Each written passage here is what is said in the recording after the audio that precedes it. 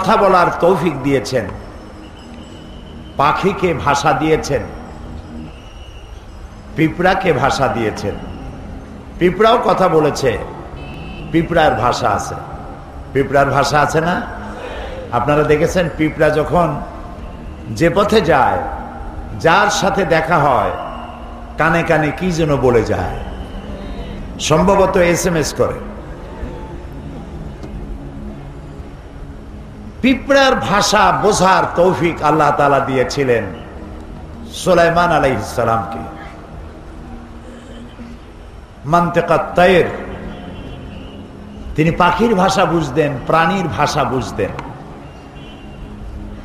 সুলাইমান আলাইহিস সালাম যাচ্ছেন, আর পিঁপড়া বলছে তার সাথী সঙ্গীদেরকে যে সুলাইমান আসতেছে তার সৈন্য সামন্ত নিয়ে, তাড়াতাড়ি গর্তে লুকাও, তা না হলে তাদের পদতলে পিষ্ট হয়ে মরবে। সুলাইমান আলাইহিস সালাম পিঁপড়ার রাজারে হাতে উঠায় নিলেন। আমাদের দেশে পিঁপড়ার রাজা আছে না? চেনেন? কেমন দেখা যায়? ভালোই দেখা যায়। পিঁপড়ার রাজারে সুলাইমান আলাইহিস সালাম হাতে উঠাইছেন। পিঁপড়াকে তিনি প্রশ্ন করছেন, পিঁপড়া জবাব দিচ্ছে। পিঁপড়া প্রশ্ন করছে, সুলাইমান আলাইহিস সালাম জবাব দিচ্ছেন। ভাষা না জানলে কি জবাব দিতে পারতেন? এখন পিঁপড়া ভাষা আমি বুঝি, মানুষ সামান্য একটু ইংরেজিতে কথা কইতে পারে, তাই কত অহংকার। বাংলা কইতে গিয়ে মাঝে মধ্যে ইংরেজি না কইলে জানটা ঠান্ডা হয় না। আছে না একরকম লোক, কয় যে ভাই তুমি বাঙালি মানুষ, তো এত ইংরেজি কও কেন? কয় যে সরি। কয় যে এইটা একটা ইংরেজি কয়ে ফেললেন, কয় এক্সট্রিমলি সরি। তো মানুষ একটু ভাষা শিখলে, একটু বিদ্যা অর্জন করতে পারলে একটা অহংকার সৃষ্টি হয়, সকলের হয় না। রব যার প্রতি এহসান করেছেন, দয়া করেছেন, তার হয় না। এখন সুলাইমান আলাইহিস সালাম পিঁপড়ার সঙ্গে কথা বলছেন, তার মধ্যে একটা অহং বোধ আসতে পারে। পিঁপড়ার ভাষা বুঝতেছি আমি, কিন্তু নবুয়তের শান দেখুন।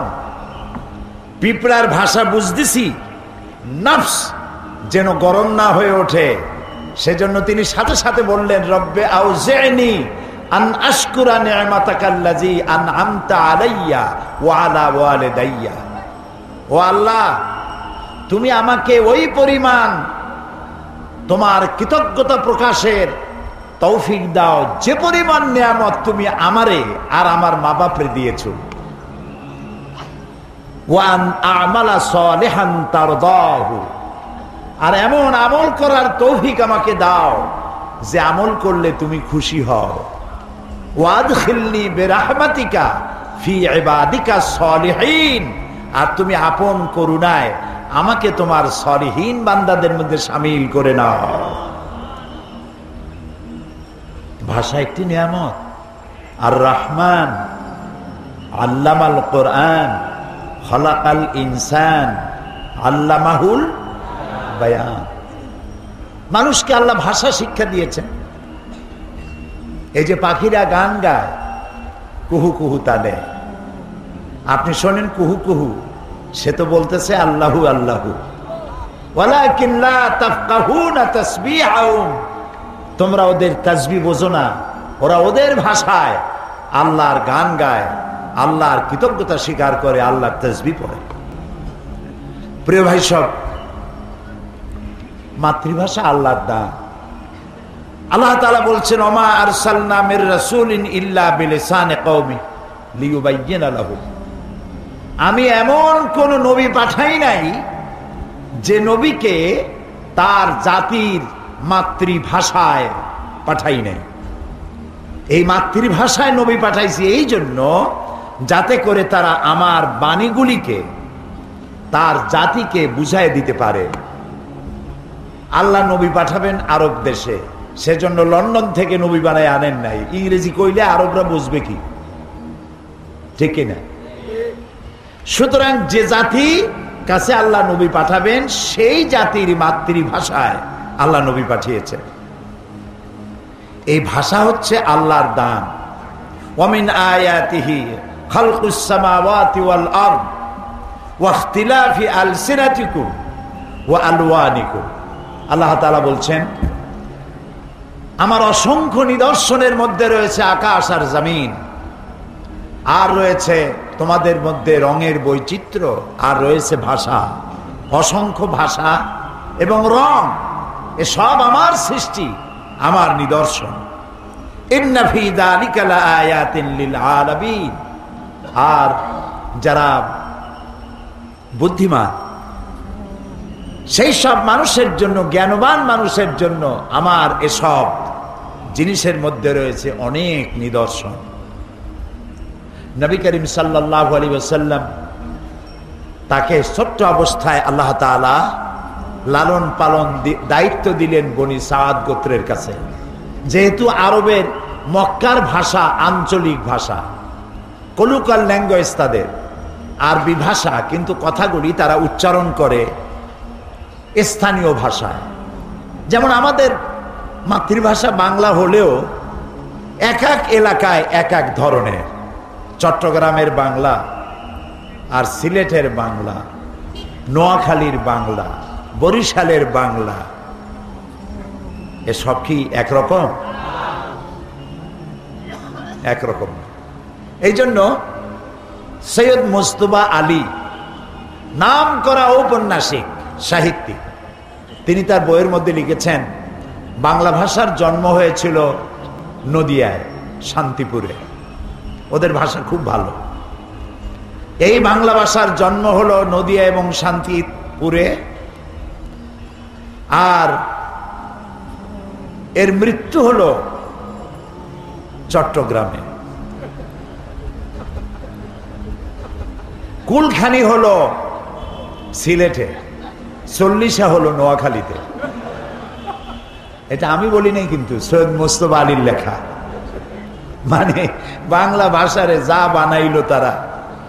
তবে চট্টগ্রামের ভাষা ভালো, অল্পের মধ্যে কামসারে, মুখাফফাফ যাকে বলা হয়। ছাগল, এত লম্ব কথা কেডা কয়, এর থেকে সব। পাগল, এত লম্ব কথা বলার দরকার নেই, পর। আপনারা এত লম্বা কথা এত সময় কই অনারা। আমি মৌলানা শামসুদ্দিন সাহেবকে শুনেছি টেলিফোনে বলে, বদ্দা আই শামসুদ্দিন খদ্দে। এই যে কলুকাল ল্যাঙ্গুয়েজ, এটি ভালো, এবং আপনাদের ভাষা, চট্টগ্রামের ভাষা খুবই ভালো, সিলেটের ভাষা এটাও ভালো, সব জায়গার কলুকাল ল্যাঙ্গুয়েজ খুব ভালো, আলহামদুলিল্লাহ। আপনাদের ভাষার মধ্যে আরবির মিলজুল আছে। কেউ যদি ডাকে, এ আব্দুল করিম, সে বলছে লব্য, বলে না? এই লব্যটা কি? লাব্বায়কের অপভ্রংশ, এটা আরবির কাছাকাছি। এখানে লোকেরা কাদা বলে, পাত্রকে কাদা বলে, এটা আরবিতে কাদহুন। কাদহুন মানে পাত্র, পেয়ালা। তাহলে দেখা যায় আপনাদের কথা আরবির কাছাকাছি। সিলেটেও এরকম তাদের কথাগুলি আছে। মীমাংসা করতে গিয়ে তারা বলে, বিচারকরা, এই কজিয়ার সমরা হলো এই, কজিও আরবি, সমরাও আরবি। তারপরে বলে যে কিনার কিনার, ওই পাশ দিয়ে যাও, সেটা বলে কিনার কিনার, কিনার দিয়ে যাও, এক কোনা দিয়ে যাও। এভাবে অনেক ভালো ভালো শব্দ আরবি মিলজুল রয়েছে। আমি আজকে ভাষার তাফসীর করতেছি না, যেহেতু আজকে ঐতিহাসিক আন্তর্জাতিক মাতৃভাষা দিবস, সেজন্য বলছি, আজ থেকে 54 বছর আগে 1952 সালে রাষ্ট্রভাষা বাংলার আন্দোলন করেছিল আমার দেশের দামাল ছেলেরা। সেই আমার দেশের দামাল মুসলিম ছেলে সালাম, বরকত, রফিক, জব্বার আমার মাতৃভাষার জন্য তারা জীবন দিল। গোটা জাতি শ্রদ্ধার সাথে তাদেরকে স্মরণ করেছে। আমরাও তাফসীরের মাহফিলের পক্ষ থেকে এই 4 বীর সন্তানের জন্য দোয়া করি, আল্লাহ আমার মায়ের ভাষার জন্য যারা জীবন দিল, জান্নাতুল ফেরদাউসের মেহমান তাদেরকে বানায় নিও। প্রিয় ভাই সব, তবে একটি জায়গায় আমি একমত হতে পারি না, সেটি হলো ঘটনাটি ঘটেছিল রফিক জব্বার সালাম বরকত জীবন দিয়েছিল বাংলা ভাষার জন্য। কোন ভাষার জন্য? সেই দিবসটি ছিল ৮ই ফাল্গুন। আন্দোলন করলাম বাংলা ভাষার জন্য, কিন্তু তা উদযাপন করি আমরা ২১শে ফেব্রুয়ারিতে। এইটা আমি বুঝি না, মিলটাল করতে পারলাম না। কেন বুঝলাম না তাও বুঝি না। যদি ২১শে ফেব্রুয়ারি না করে ৮ই ফাল্গুন করতাম, তাহলে বোধহয় বাংলা ভাষার মর্যাদা আরো একটু হইত। আজ কোর্ট কাছারি আদালতে বাংলা ভাষার জন্য ২১শে ফেব্রুয়ারিতে পাঞ্জাবি পরে লোকেরা, যেমন পয়লা বৈশাখ একদিনের জন্য একটু বাঙালি হয়, ইলশা মাছ, পান্তা ভাত আর কাঁচামরিচ আর কাঁচা পিঁয়াজ এগুলোতে খাইয়া একদিনের জন্য একটু বাঙালি হয়। এর কোনো মানে নেই। আমাদের কোর্ট কাছারি আদালতে আমাদের বিজ্ঞ আইনজীবীরা বিচারককে সম্বোধন করে মাই লর্ড। কি মারাত্মক কথা! মাই লর্ড মানে কি? আমার প্রভু, আমার রব। নাউজুবিল্লাহ, সবাই বলি নাউজুবিল্লাহ। আপনারা বলুন মহামান্য আদালত, মহামান্য বিচারক, মাই লর্ড, এই কথা বলা কবিরা গুনাহ। কোন মুসলমানের বিচারককে মাই লর্ড বলা জায়েজ নাই, হারাম, কবিরা গুনাহ। আপনি বাংলায় বলুন মহামান্য আদালত, মহামান্য বিচারক। সুতরাং বাংলায় কথা বলতে শিখি, বিশুদ্ধ বাংলা বলতে চেষ্টা করি, তাহলে ভালো হবে। এবং আজকের এ বিষয়ে আমার শেষ কথা, আসুন জীবনের সকল স্তরে বাংলা ভাষা চালু করার আন্দোলন শুরু করি। বাংলা ভাষা না জানলে, না বুঝলে, কোরআন যদি বাংলায় তাফসীর না হইতো, তাহলে সাধারণ লোকেরা কোরআন বুঝতে পারত না। এই জন্য আমার মায়ের ভাষা শুধু নয়, আমার বাপের ভাষাও বাংলা। সুতরাং মাতৃপিতৃ ভাষা বাংলা। এই ভাষার সাথে আমাদের প্রাণের সম্পর্ক, জীবনের সম্পর্ক। এ ভাষা আমি তৈরি করে নাই, কোন বুদ্ধিজীবী তৈরি করে নাই। সমস্ত ভাষার স্রষ্টা কে? সবাই বলুন, সে আল্লাহর প্রশংসা করছি। প্রিয় ভাই সব, আমরা এসেছি কোরআন শুনতে। কি শুনতে এসেছি? কোরআন। আলহামদুলিল্লাহ, এই কোরআন শুধু মুসলমানদের জন্য আসে নাই। আল্লাহ তাআলা কোরআন সম্পর্কে বলেছেন হাযা বায়ানুল লিন্নাস হুদাল লিন্নাস, এটা পৃথিবীর সকল মানুষের জন্য আমি নাজিল করেছি। সুবহানাল্লাহ।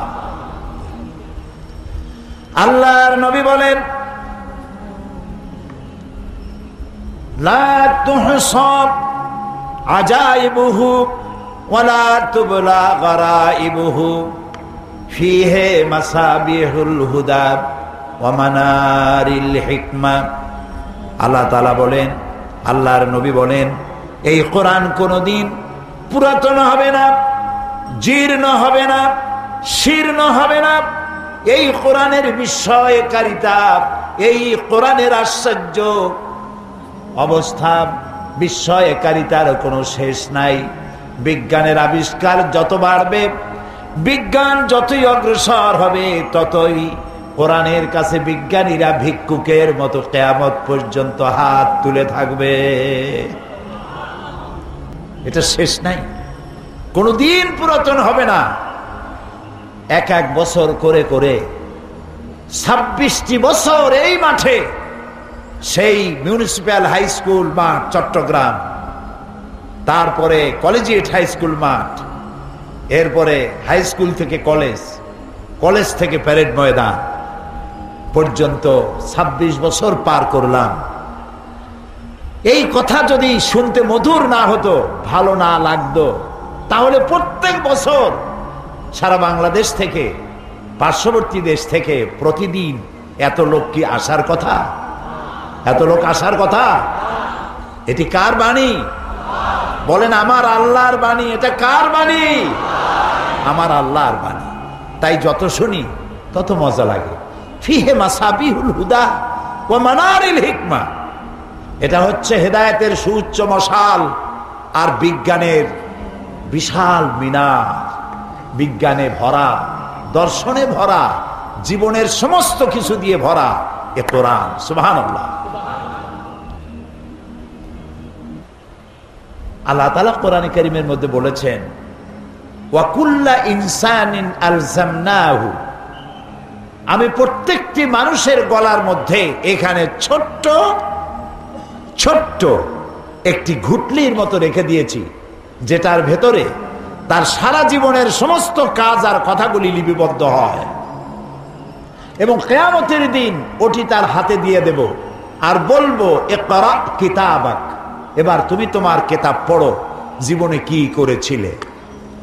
প্রশ্ন ওঠে যে ছোট্ট একটা ঘুটলি এই গলার কাছে, একটা মানুষ বাঁচে 50, 60, 70, 80, 100, 150, আগে তো আরো বেশি বাঁচত। সারা জীবনের সমস্ত কথা আর কাজ এই ছোট্ট এতটুকু একটা ঘুটলির মধ্যে কেমনে লিপিবদ্ধ হবে? প্রশ্ন উঠেছে। জবাব কি কঠিন না সহজ? আপনারা অনেকে আন্দাজেই কইছেন সহজ। সহজে কেমনে বোঝেন নাই।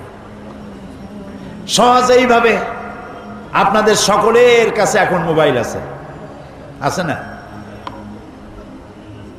টিভিতে দেখলাম এখন ভিক্ষুকরাও নাকি মোবাইল ব্যবহার করে। মোবাইল করে বলে, সাহেব আমারে চিনেছেন? কয় না, চিনি নাই তো। কয় আমি ওই ফকির সাহেব, সোনারগাঁ হোটেলের সামনে যে গাড়িতে দেখা হয়েছিল, আপনি বাসায় কখন থাকবেন, আমি সেই সময় আসবো, আমার কিছু ভিক্ষা দেবেন। ওরাও এখন ব্যবহার করছে।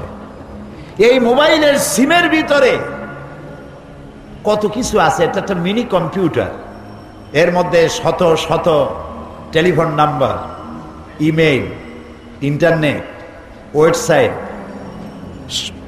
ওয়েবসাইট সহ সব কিছু। আমি গত রমজান মাসে মক্কা শরীফ থেকে বাংলাদেশে ফিরছি, জেদ্দায় এসেছি। একটা মোবাইল কেনা দরকার, একটা মোবাইলের দোকানে গেলাম। যেটা পছন্দ হয় না সেগুলির দাম কম, যেটা পছন্দ হইল ওইটার দাম বেশি। পছন্দ হইল সেটার দাম 1600 রিয়াল। আমি বললাম, ভাই এত পয়সা তো আমার নাই, আমি অন্য দোকান দেখি। পিছনে এক লোক দাঁড়ানো, আমি তারে দেখিও নাই, চিনিও না। সে কয় যে ওইটা কি আপনার পছন্দ? তা আমি বললাম, ভাই আমার কাছে তো পয়সা নেই, এটা নেবো না, আমি অন্য দোকানে গিয়ে দেখি যে আমি একটা কম দামের পাই নাকি। কয় যে আপনার দাম দিয়া কাম কি, আমার বাড়ি চট্টগ্রাম, এটা আমি আপনার হাদিয়া দেব। চট্টগ্রামের ফজিলত বয়ান করতেছি না, অন্য কথা বলবো। মোবাইলটা আমারে দিল এবং একটা মেমোরি কার্ড কিনলো সে, ছোট্ট, আমার এই যে আপনার আঙ্গুলের যে কর, এই করের অর্ধেক একটা মেমোরি কার্ড। এই কার্ডটা ভিতরে ঢুকায় দিল আর বলল, এইটার ভিতরে 30 পারা কোরআন শরীফ ঢুকানো আছে। কাবা শরীফের ইমাম ফজিলাতুল শেখ আব্দুর রহমান আস-সুদাইস, ফজিলাতুল শেখ সৌদ আশ-শুরাইম, এই দুইজনের তেলাওয়াত করা 30 পারা কোরআন আমার মোবাইলের মধ্যে ঢুকানো। যখন যার তেলাওয়াত যে সূরা শুনতে ইচ্ছা করে শুনতে পারি। চিন্তা করলাম, এতটুকু মেমোরি কার্ডে 30 পারা কোরআন যদি মানুষে ঢুকাইতে পারে, এই বুদ্ধি যিনি দিচ্ছেন সেই আল্লাহ রাব্বুল আলামিন মানুষের সারা জীবনের সমস্ত কাজ আর কথা এতটুকু জিনিসে ঢুকাতে পারবেন না কেন? সুতরাং বিজ্ঞানের আবিষ্কার যত বাড়বে, কোরআন বোঝা মানুষের জন্য তত সহজ হবে। যদি কোথাও বিজ্ঞান আর কোরআনের মধ্যে কন্ট্রাডিকশন হয়, তাহলে বুঝতে হবে বিজ্ঞান ব্যর্থ, কোরআন সফল। বিজ্ঞান আরো রিসার্চ করুক, কোরআনের সত্যতার দ্বার প্রান্তে একদিন না একদিন উপনীত হবে ইনশাআল্লাহ। কারণ কোরআন এসেছে মহাবিজ্ঞান আল্লাহর কাছ থেকে। প্রিয় ভাই সব, সেই জন্য বলেছিলাম কোরআন শুধু মুসলমানদের জন্য নয়। আল্লাহ কি শুধু মুসলমানদের? বলেন তো, আল্লাহ কার? সবাই। আল্লাহ যদি মুসলমানদের হইতো তাহলে তো আমরা পড়তাম আলহামদুলিল্লাহ রব্বিল মুসলিমিন, ঠিক না ভাই? আলহামদুলিল্লাহ রব্বিল আউলিয়া ওয়াল মুত্তাকিন, আলহামদুলিল্লাহ রব্বিল মুরসালিন, এগুলি পড়ি। কি পড়ি? পড়েন আমার সাথে, আলহামদুলিল্লাহি রাব্বিল আলামিন। সুবহানাল্লাহ, সুবহানাল্লাহ। সমগ্র বিশ্বের একচ্ছত্র অধিপতি মালিক তিনি সকলের। আমি হিন্দুদেরকে সম্বোধন করেছি, খ্রিস্টান বৌদ্ধ উপজাতীয়দেরকে সম্বোধন করেছি, কারণ আপনাদের সাথে আমাদের কোনো শত্রুতা নাই। আপনারা আমাদের ভাই, আপনাদের সাথে আমাদের সুসম্পর্ক। কোরআন আমার জন্য শুধু নয়, আপনার জন্য, কারণ আল্লাহ শুধু আমার না, আপনারও। আপনি ভগবান ডাকুন, ঈশ্বর ডাকুন, পরমেশ্বর ডাকুন, এক ব্রহ্মা দ্বিতীয় নাস্তি বলুন, গড ডাকুন, যেই নামে ডাকুন, যাকে উদ্দেশ্য করে ডাকছেন তিনিই তো আল্লাহ। তিনি কে? তিনি সকলে, তিনি হচ্ছেন রব্বুল আলামিন। আর এই কোরআন যেটা তিনি অবতীর্ণ করেছেন, শুধুমাত্র মুসলমানদের জন্য এই কোরআন আসে নাই। আল্লাহ রব্বুল আলামিন, কোরআন হচ্ছে যিকরুল লিল আলামিন, সমস্ত মানব গোষ্ঠীর জন্য আল্লাহ কোরআন নাজিল করেছে। আমরা সুবহানাল্লাহ বলবো না? আলহামদুলিল্লাহ। এখন আল্লাহ সকলের, কোরআনও সকলের, নবী শুধু আমাদের নাকি? জি। এবার দেখুন, কোরআন আল্লাহ সকলের, কোরআনও যার কাছে কোরআন নাজিল হইল তার সম্পর্কে আল্লাহ কি বলছেন? ওয়ামা আরসালনাকা ইল্লা রাহমাতান লিল আলামিন। নবী হে, আমি আপনাকে আমার গোটা সৃষ্টি জগতের জন্য, হোল ম্যানকাইন্ড, সমস্ত মানব গোষ্ঠী, এমনকি সৃষ্টি জগতের জন্য আপনি আমার করুণার মূর্ত প্রতীক, আপনি আমার রহমত। সৃষ্টি জগতের জন্য। নবী করিম সাল্লাল্লাহু আলাইহি সাল্লাম হেঁটে যাচ্ছিলেন, দেখলেন একটা উট দাঁড়ানো, রাসূলের দিকে তাকায় আছে, উটের চোখ দিয়ে পানি পড়তেছে। উটটি কৃষ, শুকনা, গায়ে গোস্ত টোস্ত নাই। নবী করিম সাল্লাল্লাহু আলাইহি ওয়াসাল্লাম উটের মালিককে ডাকলেন আর বললেন, উট তার নীরব ভাষায় আমাকে জানালো, এই উটের তুমি যত্ন নেও না, ঠিক মতো পানি আর খাবার তুমি তাকে দাও না, তোমাকে আল্লাহর কাছে দায়ী হয়ে যেতে হবে। সুবহানাল্লাহ। শুধু কি মানুষের জন্য রহমত? গোটা সৃষ্টি জগতের জন্য তিনি রাহমত, সমগ্র বিশ্বের সর্বশ্রেষ্ঠ মহামানব। এই যে কোরআন, এটা কি? একটি বারের জন্য আমার আল্লাহ তার হাবিবকে নাম ধরে ডাকলেন না। সুবহানাল্লাহ বলবেন না? তিনি তো বললেন, ইয়া আদম, ইয়া ঈসা, ইয়া মূসা, ইয়া জাকারিয়া, ইয়া ইয়াহইয়া, ইয়া ইব্রাহিম। কে আমাদের জাতির পিতা? তাও বুঝতে ভুল হয়। কে আমার জাতির পিতা? কোন মুসলিম সন্তান জাতির পিতার ব্যাপারে কোনো আপোষ করতে পারে না। এ মুসলিম মিল্লাতের একমাত্র পিতা ইব্রাহিম আলাইহিস সালাম। কোন বেঈমান ছাড়া, কোন মুনাফিক ছাড়া, ইব্রাহিম আলাইহিস সালাম ছাড়া কাউকে জাতির পিতা বলতে পারে না। আল্লাহ তাআলা কোরআনে কারীমের মধ্যে কোথাও বলেন নাই ও জাতির পিতা ইব্রাহিম, বলেছেন না। ডাইরেক্ট, ওয়ানাদাইনাহু আইয়া ইব্রাহিম, আমি ডেকে বললাম, ও ইব্রাহিম, কাদ সাদ্দাকতার রুইয়া ইন্না কাযালিকা নাজজিল মুহসিনিন। ও ইব্রাহিম, তুমি তোমার স্বপ্নকে বাস্তবে রূপ দিয়েছো, আর আমি এভাবে করি মুহসিনিনদেরকে আমি জাযা দান করি, পুরস্কৃত করে থাকি। সবাইরে নাম ধরে ডাকলেন। গোটা কোরআনে কারীমের মধ্যে আল্লাহ রাব্বুল আলামিন একটি জায়গায়ও ইয়া মুহাম্মদ ইয়া আহমদ বলে কোথাও ডাকলেন না, বরং আল্লাহ রাব্বুল আলামিন বললেন, ও মানুষেরা, তোমরা যেমন পরস্পরকে নাম ধরে ডাকাডাকি করো, এইভাবে করে আমার নবীকে কখনো নাম ধরে ডাকবা না। কখনো আমার নবীকে নাম ধরে ডাকবে না। সুবহানাল্লাহ। আল্লাহ তাআলা নিষেধ করে দিলেন।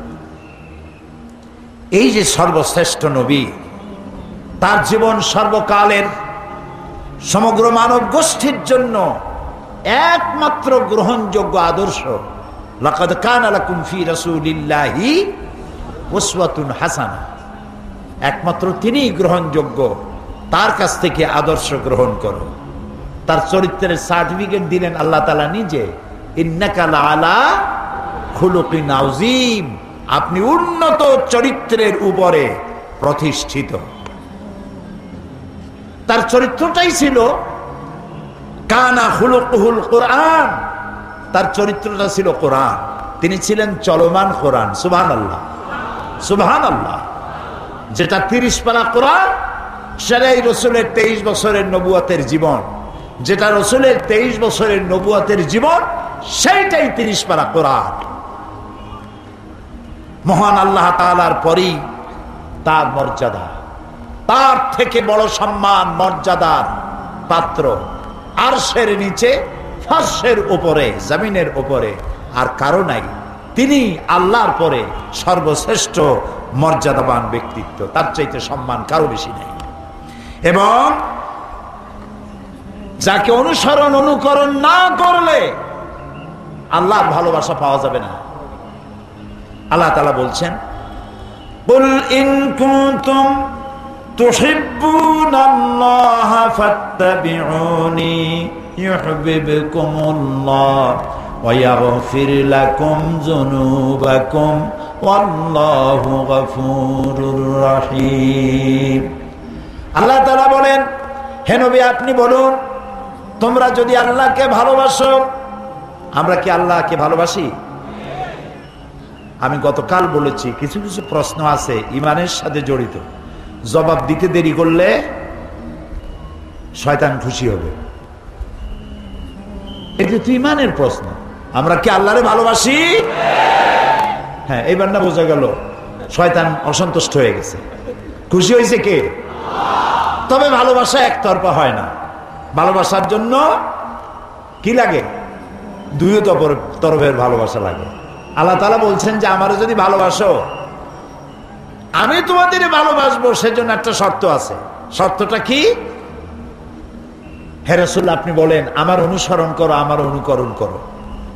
যদি মানুষেরা আমাকে ভালোবাসার দাবিদার যারা, তারা যদি হে রাসূল আপনার অনুকরণ করে, ইউহিব্বুকুমুল্লাহ বলে দেন, আল্লাহ তোমাদের ভালোবাসবেন।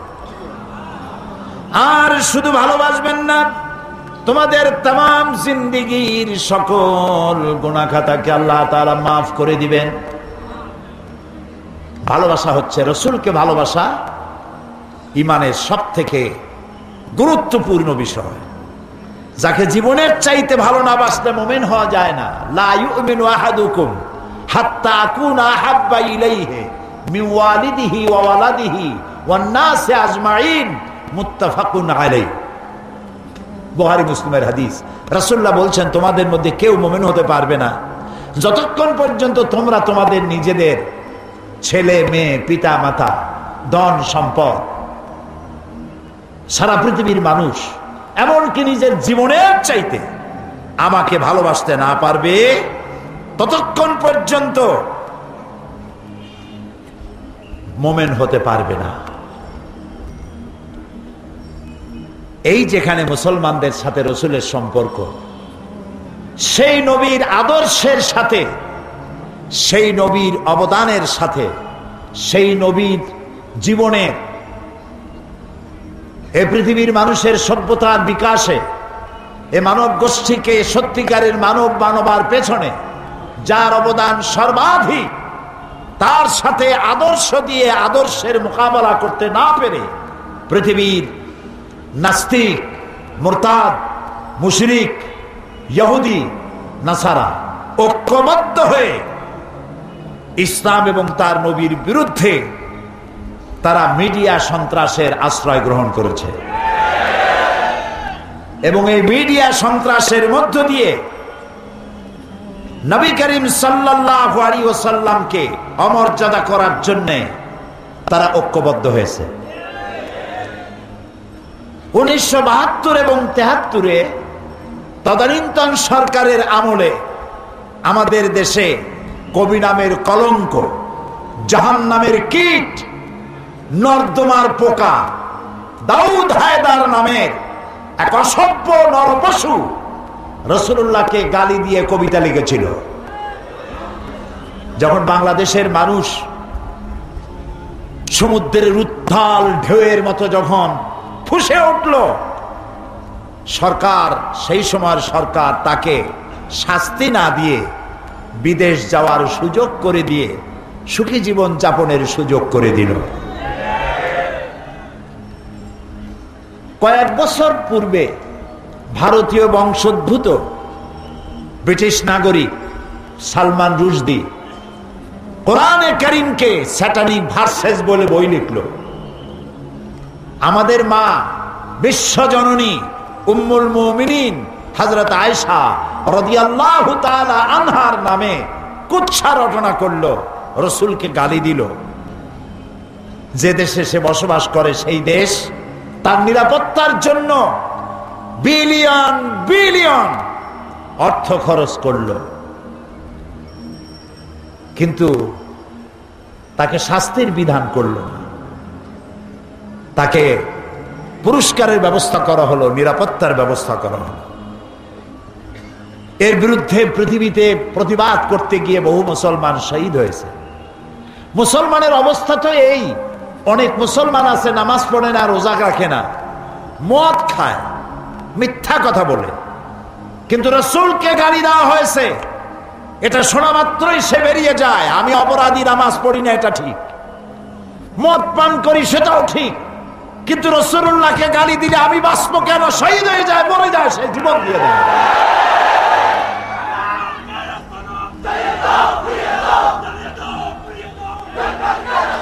এবার একের পর এক মুসলমানদের ঈমান টেস্ট করা শুরু করেছে ইসলামের বিদ্বেষীরা। এই পৃথিবীর মানচিত্রে একটি দেশের নাম ডেনমার্ক। ডেনমার্কের একটি পত্রিকা নবী করিম সাল্লাল্লাহু আলাইহি ওয়াসাল্লামের ব্যঙ্গচিত্র অঙ্কন করলো, তার মাথার উপরে বোমা আকৃতির একটা পাগড়ি পরায় দিল, নাউযুবিল্লাহ। তার দুই পাশে অর্ধনগ্ন দুইটা মেয়ে লোক দিয়ে দিল, নাউযুবিল্লাহ, নাউযুবিল্লাহ। আমি এদেরকে মানুষ মনে করতে পারি না, কোন অবস্থাতেই মানুষ মনে করতে পারলাম না। আমি দুঃখিত, এরা মানুষ না। যদি কৃতজ্ঞতা বোধ থাকতো তাহলে জানা দরকার ছিল এই পৃথিবীতে মনুষ্যত্বের মর্যাদা দিয়েছেন এক ব্যক্তি, তার নাম মুহাম্মদ সাল্লাল্লাহু আলাইহি ওয়াসাল্লাম। পৃথিবীর মানুষকে সভ্য বানিয়েছেন, ভদ্র বানিয়েছেন, নারীর মর্যাদা দিয়েছেন, শ্রমিকের অধিকার দিয়েছেন, শিশুর অধিকার দিয়েছেন, সাদা এবং কালো মানুষের পর্বতসম বৈষম্য দূরীভূত করে একই সমান্তরালে এনে দিয়েছেন। গোটা বিশ্ব, সমগ্র বিশ্বের মানব গোষ্ঠী যদি তার কলিজা বুক থেকে নিজেরা নিজে ছিঁড়ে রাসূলের কদমের উপরে রেখে দেয়, রাসূল পৃথিবীকে যে ঋণী করেছেন সেই ঋণ শোধ হবে না। বিশ্ব মানবতার মহানবীর এই ব্যঙ্গচিত্র ফুঁসে উঠল পৃথিবী, গর্জে উঠল মুসলিম উম্মাহ। কোনো বিচার পাওয়া গেল না। যেখানে এটা বন্ধ করে দেওয়ার কথা ছিল, বন্ধ না করে Italy, Germany, France, Bulgaria, Belgium, যুক্তরাষ্ট্র, ইটালি, বিভিন্ন দেশে নবী করিম সাল্লাল্লাহু আলাইহি ওয়াসাল্লামের ব্যঙ্গচিত্র, ব্যঙ্গ কার্টুন আঁকাইয়া পৃথিবীর 150 কোটি মুসলমানের কলিজায় আগুন লাগাইয়া দিল।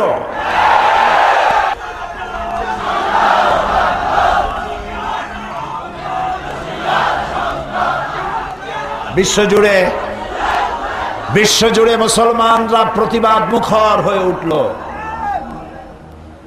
শহীদ হলো আফগানের 17 জন মুসলমান, শহীদ হলো নাইজেরিয়ার 11 জন মুসলমান, শহীদ হলো ইটালির 16 জন মুসলমান। পৃথিবীর বিভিন্ন জায়গায় মুসলমানেরা শহীদ হচ্ছে। হোয়াইট হাউস এবং জাতিসংঘ থেকে বলা হলো কিং আব্দুল্লাহকে, সৌদি আরবের বাদশাহ কিং আব্দুল্লাহকে, তারা বলল মুসলমানরা বাড়াবাড়ি করতেছে, তাদেরকে শান্ত হতে বলেন, তারা যেন শান্ত হয়, বাড়াবাড়ি যেন না করে। এটা নাকি বাড়াবাড়ি। গতকাল আমি এই শেরটা পড়েছিলাম, ও কতল ভি করতে চর্চা नहीं होता, हम आह भी करते बदनाम हो जाता। ও যদি মানুষ হত্যা করে তা নিয়ে কোনো পর্যালোচনা সমালোচনা হয় না, কিন্তু আমি তীরের আঘাতে বোমার আঘাতে জর্জরিত হয়ে কষ্ট পেয়ে যদি আহ শব্দ বলি বদনাম হয়ে যায়। তুই আহ করলি কেন? আমি আহ করতে পারবো না।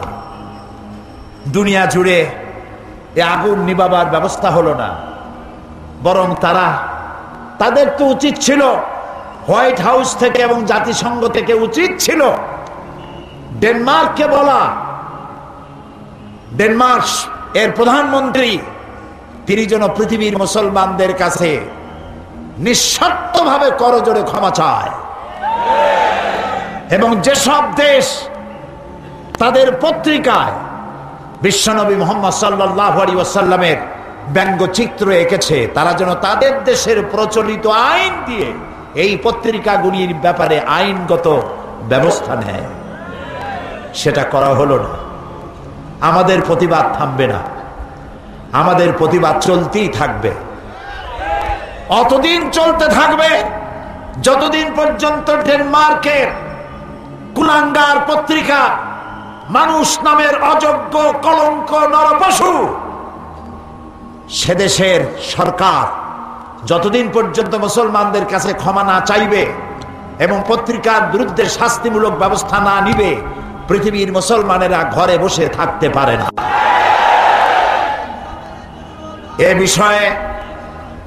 এ বিষয়ে আমার দেশের প্রধানমন্ত্রী তার নিজের পক্ষ থেকে ডেনমার্ক প্রধানমন্ত্রীকে নিন্দা জানিয়েছেন। জোটের পক্ষ থেকে, সরকারের পক্ষ থেকে, দেশের 15 কোটি মানুষের পক্ষ থেকে তীব্র নিন্দা এবং ধিক্কার জানিয়েছেন দেশের প্রধানমন্ত্রী। বাংলাদেশের মহান জাতীয় সংসদে আমরা সম্মিলিতভাবে সমস্ত দল মত শুধু নয়, বাংলাদেশের ইহুদি, খ্রিস্টান, বৌদ্ধ, হিন্দু, জাতি ধর্ম নির্বিশেষে আমরা নিন্দা প্রস্তাব গ্রহণ করেছি ডেনমার্কের বিরুদ্ধে। এই নিন্দা প্রস্তাব সর্বসম্মতক্রমে বাংলাদেশের মহান জাতীয় সংসদে পাশ হয়েছে। আমি আজ মুসলমানদের বলবো, আমাদের এই প্রতিবাদ বন্ধ হবে না। তবে একটা জিনিস মনে রাখতে হবে, ওরা চায় আমাদেরকে আঘাত দিবে, আর আমরা যেন রাসূলুল্লাহর আঘাত তো কোনো মুসলমান সইতে পারে না। পারে? মুসলমান তার সামনে তার বিবি, তার বাচ্চা জবাই হোক সহ্য হইতে পারে, কিন্তু রাসূলুল্লাহকে গালি দিলে মুসলমানের সহ্য হয় না। এ মুসলমানেরা প্রতিবাদ মুখর হবে, সোচ্চার থাকবে। তবে ওরা চায় আমরা যেন ওদের পতাকায় আগুন জ্বালাই, আমরা যেন ওদের দূতাবাসগুলি আগুন দিয়ে পোড়ায় দেই, আমরা যেন ওদেরকে মারধর করি, আমরা যেন বাস পোড়াই, আমরা যেন মানুষ হত্যা করি। এই সব ব্যাপারে ওরা এটা চায়। ওদের পাতানো ফাঁদে আমরা কি পা দিব? আমরা কি পা দিব? নিশ্চয়ই নয়। আমাদের প্রতিবাদ হবে অহিংস, কারো দেশের পতাকা পোড়ায় নয়, কারো দূতাবাসে আগুন জ্বালায় নয়, কাউকে হত্যা করে নয়, বরং কলিজার সবটুকুন ধিক্কার, নিন্দা এবং প্রতিবাদ জানাবো কলিজা দিয়া ধিক্কার দিয়ে তাদেরকে প্রতিবাদ জানাতেই থাকবো। ওরা আমাদেরকে সন্ত্রাসী জাতি হিসাবে চিন্তা পরিচিত করাবার জন্য হাজারো চেষ্টা করছে। এই চেষ্টায় আমরা পাও দেব না।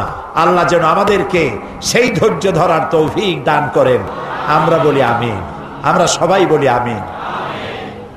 আমরা ড্যানিশ কন্ডেন্স মিল্ক না খাইলে মরে যাব। আজকে শপথ হোক, ডেনমার্কের কোন জিনিস আমরা কিনবো না, হারাম। এবং যেই সব দেশ আমার রসুলকে গালি দিয়েছে, আমার রসুলের ব্যঙ্গচিত্র এঁকেছে, যতদিন পর্যন্ত মুসলমানদের কাছে ক্ষমা না চাইবে ততদিন পর্যন্ত তাদের তৈরি করা কোন পণ্য আমাদের বিক্রি করা, আমাদের বেচা কেনা আমাদের জন্য হারাম ঘোষণা করলাম। আমরা তাদের পণ্য গ্রহণ করব না। আচ্ছা, বাচ্চা যখন পৃথিবীতে এলো তখন তার যেই পাইপ দিয়ে খাবারটার পথ ছিল সেটা কি থাকলো না গেল? চট্টগ্রামের বাচ্চার কি করে? ওই তারটা রেখে দেয়, কি করে? কাটে ফেলে। আমাদের বরিশালেও কাটে, সারা দুনিয়া কাটে। এখন বাচ্চা খাবে কি? সে তো চিৎকার মারছে ক্ষুধায়। আল্লাহ রাব্বুল আলামিন মায়ের পেটের ভিতরে সন্তানের খাবারের জন্য একটা পাইপলাইন দিয়েছিলেন। ভূমিষ্ঠর সঙ্গে সঙ্গে পাইপলাইনটা কেটে দেওয়া হলো, একটা লাইন কেটে দেওয়া হলো। সন্তান এখন কি খাবে? বিশ্ব নিয়ন্তা রব্বুল আলামিন এক লাইন কেটে দিয়ে বাচ্চার জন্য মায়ের বুকের উপরে সন্তানের জন্য ডাবল লাইন চালু করে দিলেন। এই হচ্ছে আমার আল্লাহ, সুবহানাল্লাহ। সবাইকে খাওয়ান, কাউকে না খাওয়াইয়া রাখেন না। খেতে দেওয়ার মালিক কে? আল্লাহ তাআলা। এই পৃথিবীতে মানুষের চাইতে প্রাণী, অন্যান্য প্রাণীর সংখ্যা তো অনেক বেশি। চট্টগ্রামে যত ইঁদুর, উই পোকা, তেলা পোকা, সার পোকা আর পিঁপড়া আছে, তত কি মানুষ আছে? কারা বেশি? আপনারা বেশি না ওরা বেশি? ওরা বেশি। এই অসংখ্য প্রাণী কে খাবার দেয়? বলেন, কে দেয়?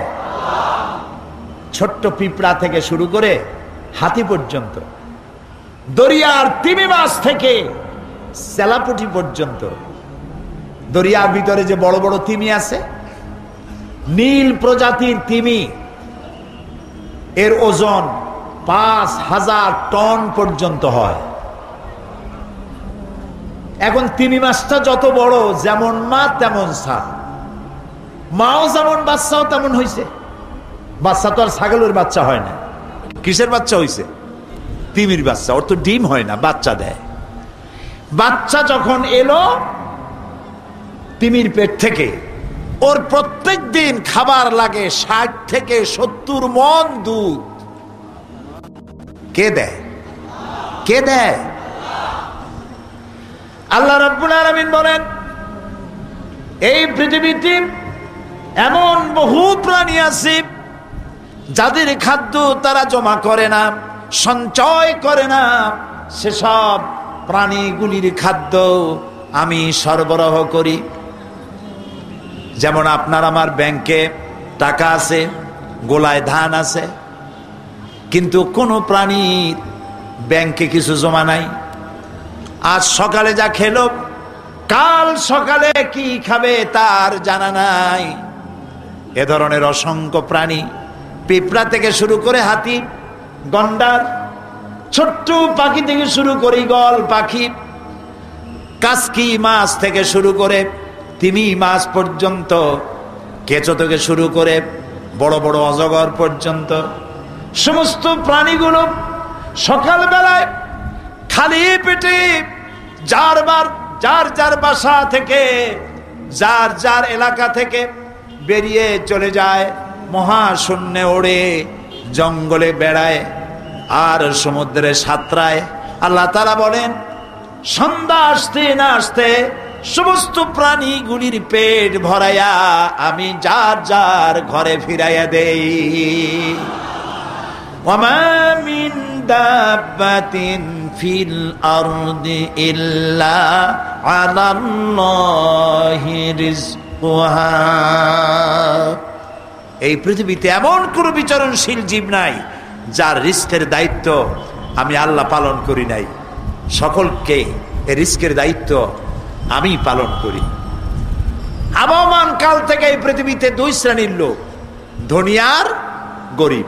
বলেন কি? ধনী আর গরিব, এই দুই শ্রেণীর লোক।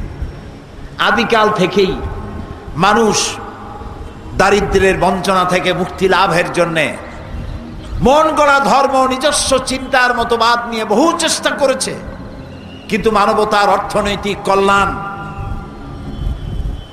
গরিব এবং দুঃখী মানুষের কল্যাণ সাধনে আসমানি বিধানের মতো সুন্দর ব্যবস্থা পৃথিবীতে কেউ দিতে পারে নাই। সমাজতন্ত্র নিজের দেশেই আত্মহত্যা করেছে। আমার দেশে এখনো কিছু কিছু বদ্ধ পাগল কইছে এই দেশে আমরা একদিন সমাজতন্ত্র কায়েম করি, ছাড়ব। আমি বলি ভাই, কর্ণফুলী, কুশিয়ারা, মেঘনার সুরমা নদীতে যদি সমুদ্র কাছে, সমুদ্রেই যদি ভাটি লাগে, তাহলে কর্ণফুলী, মেঘনা, কুশিয়ারা, বনু আর সুরমা নদীতে জোয়ার আসবে না। সমুদ্রে যদি ভাটি লাগে, তোমার সমাজতন্ত্রের জন্মস্থানেই সমাজতন্ত্র আত্মহত্যা করেছে। বাংলাদেশে এই স্বপ্ন দেখে কোনো লাভ নাই। এখানে কোনোদিন ওই মতবাদ কায়েম হবে না। বৃথাই চেষ্টা। তাতে যত দলীয় জোট বানাও, দল বেশি করিয়া জোট হয় না, জট হয়। যেমন যানজট হয়। সুতরাং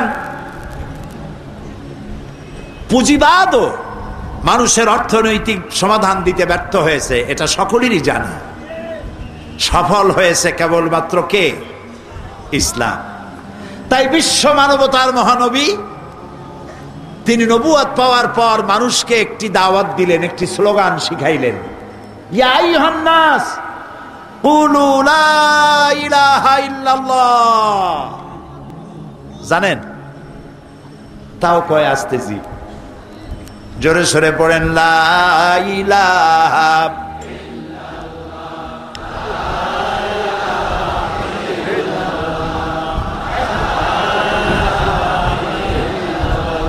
লা ইলাহা ইল্লাল্লাহু মুহাম্মাদুর রাসূলুল্লাহ। আলহামদুলিল্লাহ। এটি একটি স্লোগান, এটি একটি জিক্র, আফজালুজ জিক্র লা ইলাহা ইল্লাল্লাহ। এটি একটি বিপ্লবাত্মক কথা, এটি একটি রিভলিউশন সৃষ্টিকারী কথা।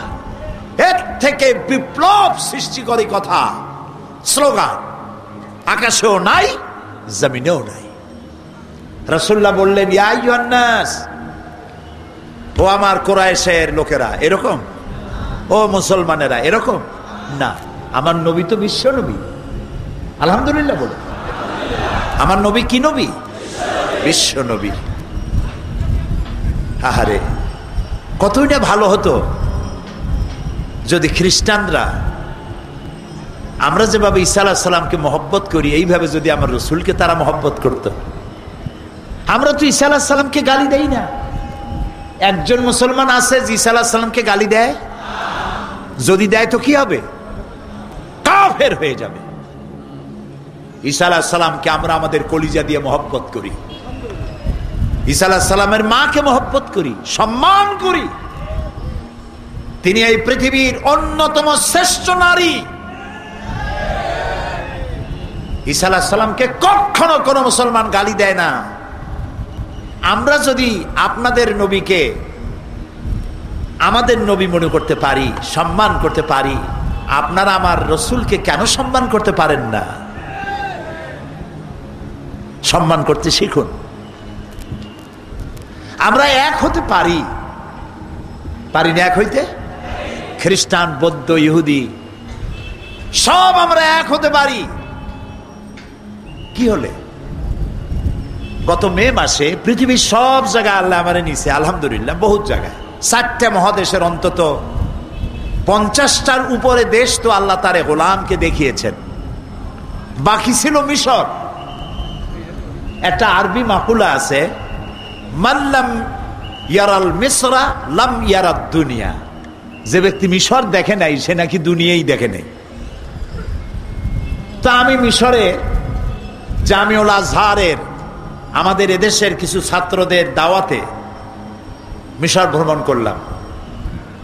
এখানকার আন্তর্জাতিক ইসলামী বিশ্ববিদ্যালয়ের অধ্যাপক, কোরআন এবং বিজ্ঞান বিষয়ক অধ্যাপক, আমার পুত্রতম স্নেহাস্পদ অধ্যাপক মাওলানা গিয়াসউদ্দিন তালুকদার, আমি এবং এটিএন বাংলার ইসলামী বিভাগের ডাইরেক্টর আলহাজ আরকানুল্লাহ হারুনি, এই 3 জন আমরা সফর করলাম মিশর। 5 দিন ছিলাম। আমি তাদেরকে বললাম, যারা আমার প্রোগ্রাম প্রডিউস করেছে, আমি এখান থেকে তাদের বলেছি শুধু রাত্রে 4-5 ঘন্টা ঘুমাইতে দিও, জীবনে আর যাইতে পারবো কিনা জানি না, আমারে শুধু দৌড়াইবা যাতে করে আমি মিশরের ঐতিহাসিক জায়গাগুলি দেখতে পারি। 5 দিনে 4000 কিলোমিটার দৌড়াইছি। এই মিশর পৃথিবীর বহুমাত্রিক সভ্যতার লালন ভূমি। এটা ইউসুফ আলাইহিস সালামের বাড়ি, মুসা আলাইহিস সালামের জন্মস্থান, হারুন আলাইহিস সালামের জন্মস্থান, সালেহ আলাইহিস সালামের জায়গা, ইব্রাহিম আলাইহিস সালামের শ্বশুর বাড়ি। সুবহানাল্লাহ। মিশর ঢুকলাম, এয়ারপোর্টে নেমেই দেখি বিরাট সাইনবোর্ড লেখা আছে, উদখুলুল মিসরা ইনশাআল্লাহু আমিনিন। সূরা ইউসুফ। ভিতরে ঢুকলাম। তারপরে সব ঘটনা শোনাবো না, প্রাসঙ্গিক কথাটুকু আনবো, যেহেতু আমি মিশরের তাফসীর করতে তো বসিনি। যেখানেই যাই ঘুরে আসবো আপন জায়গায় ইনশাআল্লাহ। আমরা সেখানে আল্লাহ তাআলার মেহেরবানি, আল্লামা বদরুদ্দিন আইনি, যিনি বুখারীর সরা লিখেছেন, তার কবর জিয়ারতের তৌফিক আল্লাহ দিলেন। ইমাম শাফি রহমতুল্লাহ আলাইহ, তার ওস্তাদ ইমাম ওয়াকি রহমতুল্লাহ আলাইহ, আল্লামা জালালউদ্দিন সাইয়ুতি রহমতুল্লাহ আলাইহ, তাদের কবর জিয়ারতের সুযোগ হলো আলহামদুলিল্লাহ। হযরত আমর ইবনুল আস রাদিয়াল্লাহু তাআলা আনহুর মসজিদ, 1 লক্ষ মানুষ ভেতরে নামাজ পড়তে পারে। এই মসজিদে আল্লাহ নামাজ পড়ার তৌফিক দিলেন। সব থেকে বড় আশা ছিল আল্লাহ তাআলা মুসা আলাইহিস সালামের সাথে যে জায়গায় কথা বলছে ওই জায়গা দেখতে যাওয়া লাগবে। ফজরের নামাজ পড়ে রওনা হলাম। প্রায় 500 কিলোমিটার দূরে কায়রো থেকে সুইস খালের তলা দিয়া ঘন্টার পর ঘন্টা গাড়ি চালায় চলে গেলাম তুরে সায়না। মনে পড়ে গেল মুসা আলাইহিস সালামের কথা। ফেরাউন চেয়েছে মুসা আলাইহিস সালামকে দুনিয়ায় আসতে দেবে না, আর আল্লাহর পরিকল্পনা মুসা আসবে। কার পরিকল্পনা কাজে লাগবে? মুসা পয়দা হয়েই গেছে, সুবহানাল্লাহ। এখন মুসা আলাইহিস সালামকে আল্লাহর বাঁচানো দরকার ফেরাউনের দুষ্টামি থেকে। তিনি একদিন দেখলেন একজন বনি ইসরাইলের এক লোক আর এক কিপ্তি দুজনে মিলে ঝগড়া লাগছে এবং দুর্বল ব্যক্তি মার খাচ্ছে। তার কাছে অভিযোগ এলো, তিনি একটা থাপ্পড় মারলেন। 1 থাপ্পড়ে, ওনার ইচ্ছা ছিল থাপ্পড় খাই বেটা দৌড় দিবে, কিন্তু পয়গাম্বরী থাপ্পড় তো, থাপ্পড় খাই জায়গায় শেষ। মুসা আলাইহিস সালাম দেখলেন সর্বনাশ হয়েছে তো, তিনি দিলেন দৌড়। আজও দৌড়, কালও দৌড়, পরশুও দৌড়।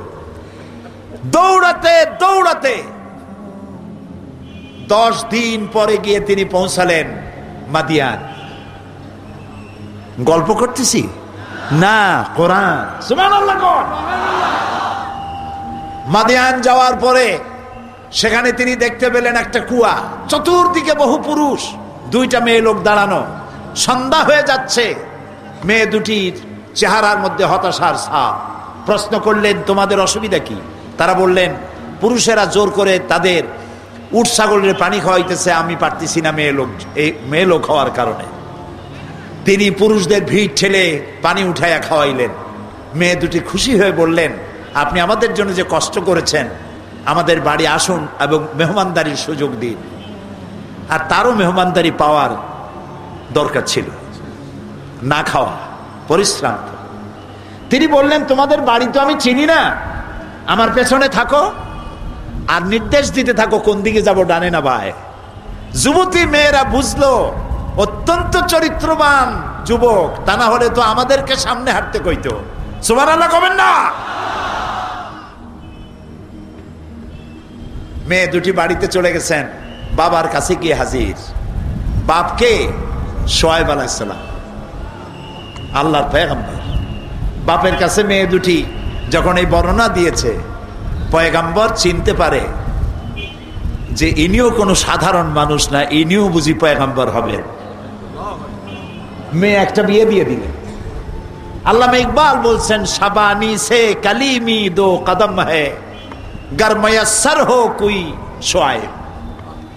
জওয়ানি থেকে কালিমি, আল্লাহর সাথে কথা বলার পর্যন্ত, যুবক কাল থেকে নিয়ে আল্লাহর সাথে কথা বলার জন্য মাত্র 2 কদম লাগে, যদি কোনো শোয়েব মুয়াস্সার হয়ে যায়। শোয়েব আলাইহিস সালামের বাড়িতে লালিত পালিত হলেন, 10 বছর থাকলেন। আল্লাহ তাআলা তাকে নবুয়তের মর্যাদার জন্য তৈরি করে ফেললেন। বাচ্চা কাচ্চা নিয়ে ছেলে মেয়ে হয়েছে, ফিরে যাচ্ছেন মাতৃভূমিতে।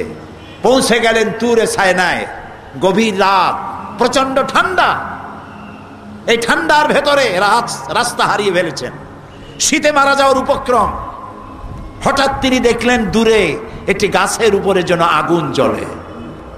ফাকাল লিআহলিহিম কুসু ইন্নী আনাস্তু নারান লাআল্লি আতীকুম বিকাবাসিম মিনহা আও আজিদু আলান নারি হুদা। হে আমার পরিবারের লোকেরা, অপেক্ষা করো, আমি দূরে দেখতে পাচ্ছি একটু আগুন, আমি ওখানে যাব, যাইয়া যদি আগুন পাই তাহলে আগুন নিয়ে আসবো, আমরা একটু ঠান্ডা দূর করতে পারবো। আর এও হতে পারে আগুনের সাহায্যে আমাদের হারানো পথ আমরা পেয়ে যেতে পারি। ফালাম্মা তাহা নুদিয়া ইয়া মূসা ইন্নী আনা রাব্বুক। ও মূসা, যেটারে আগুন মনে করছো এটা আগুনটা গুন্ডা, আমি তোমার রব। আল্লাহু আকবার, আমি তোমার আল্লাহ। ফাখলা নালাইক ইন্নাকা বিল ওয়াদিল মুকাদ্দাসি তুয়া। ও মূসা, তুমি ওয়াদি মুকাদ্দাসে পৌঁছে গেছো। ওয়াদি বলা হয় উপত্যকাকে, আর উপত্যকা হলো 2 পাহাড়ের মাঝখানে ঢালু সমতল জায়গাকে বলা হয় উপত্যকা। আমি যখন আমার সাথীদের নিয়ে ওই জায়গা পর্যন্ত গেছি, আল্লাহর ভয়তে আল্লাহ মুসা আলাইহিস সালাম মুসা আলাইহিস সালামকে বলেছেন, ফাখলানা আলাইক, জুতা খোলো, এখানে আমার নূর পড়েছে, এটা পবিত্র জায়গা। আল্লাহর ভয়তে আমরা জুতো খুলে ফেলেছি অনেক আগে। আজান দিলাম, সম্ভবত গিয়াসউদ্দিন আজান দিয়েছিল। আজান হয়ে গেল, জোহরের নামাজ জামাতে আদায় করলাম। সেই জায়গাটা তাকায়া দেখে চোখে ধন্য মনে করলাম, সে জায়গাটা এখনো আছে যেখানে আমার আল্লাহ মুসা আলাইহিস সালামের সাথে কথা বলছিলেন। আল্লাহু আকবার। আমার চোখ ধন্য, আমার জীবন ধন্য। ওই জায়গায় দেখলাম, আসি মূল কথায়, ওই জায়গায় দেখলাম একদিকে একটা গির্জা আর তার পাশেই একটা মসজিদ, একদম গায়ে লাগানো। খ্রিস্টানের ইহুদিরা গির্জায় ঢুকছে, মুসলমানেরা মসজিদে ঢুকছে। কোনো মারামারি নাই, কোনো ঝগড়াঝাটি নাই। হাজার হাজার নারী পুরুষ যার যার ইবাদত করছে। সেখানে গিয়ে মনে পড়লো আল্লাহ তাআলা কি সুন্দর কথা বলেছেন, কুল ইয়া আহলাল কিতাব তাআলাউ ইলা কালিমাতিন সাওয়াইম বাইনানা ওয়া বাইনাকুম আল্লা না'বুদা ইল্লাল্লাহ। ও নবী, আপনি বলুন, হে আহলে কিতাবের লোকেরা, এসো তোমরা আর আমরা একটা কথায় একীভূত হই যা তোমাদের জন্য আর আমাদের জন্য সমভাবে প্রযোজ্য।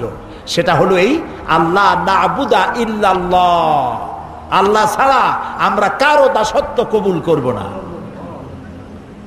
ওয়ালা নুশরিকা বিহি শাইআ, আর আল্লাহর সাথে কাউকে অংশীদার স্থাপন করব না।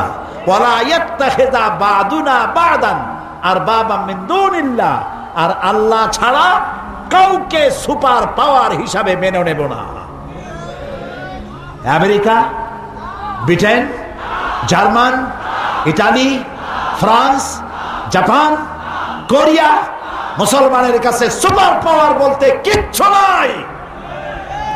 সুপার পাওয়ার কেবলমাত্র আল্লাহ, আল্লাহ, আল্লাহ, আল্লাহ। এই তিনটি কথায় যদি পৃথিবীর ইহুদি, খ্রিস্টান, মুসলমান যদি ঐক্যবদ্ধ হতো, শান্তি প্রতিষ্ঠার জন্য জাতিসংঘের প্রচেষ্টা কোনো কাজে অতীতেও লাগে নাই, ভবিষ্যতেও লাগার কোনো সম্ভাবনা নাই। আল্লাহর দেওয়া শান্তি প্রতিষ্ঠার পরিকল্পনা